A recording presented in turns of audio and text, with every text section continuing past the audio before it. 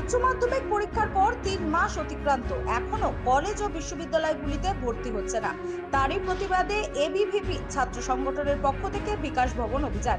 মিছিল করে বিকাশ ভবনের সামনে আসলে তাদেরকে টেনে হিচড়ে প্রিজন ভ্যানে তুলে আটক করে বিধাননগর থানার পুলিশ।